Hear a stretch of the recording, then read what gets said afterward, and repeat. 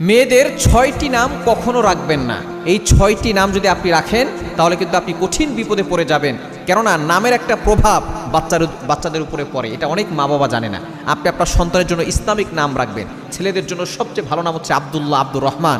মেয়েদের জন্য সবচেয়ে ভালো নাম হচ্ছে ফাতেমা, খাদিজা, যেগুলো নবী সাল্লাল্লাহু আলাইহি ওয়াসাল্লামের স্ত্রী রয়েছে, নবী সাল্লাল্লাহু আলাইহি ওয়াসাল্লামের মেয়ে রয়েছে, কন্যা রয়েছে, তাদের নামগুলো আপনি রাখবেন। কিন্তু এই ৬টি নাম কখনো মেয়েদের জন্য রাখবেন না। নবী সাল্লাল্লাহু আলাইহি ওয়াসাল্লাম সবসময় যদি কারো নাম একটু উল্টাপাল্টা হতো তিনি নাম চেঞ্জ করে রাখতেন। এক নাম্বার যে নামটা সেটা হচ্ছে আসিয়া। এই নামটা কখনো রাখবেন না। আসিয়া মানে হচ্ছে অবাধ্য। আসিয়া স্ত্রী, ফেরাউনের স্ত্রী যে আসিয়া আলাইহিস সালাম ছিল সেটা ভিন্ন নাম। আসিয়া এটা আইন দিয়ে, এটা হচ্ছে অবাধ্য এর অর্থ। নবী সাল্লাল্লাহু আলাইহি ওয়াসাল্লামের জামানায় এক নারী ছিল, অনেক সুন্দরী নারী, বিউটিফুল লেডি।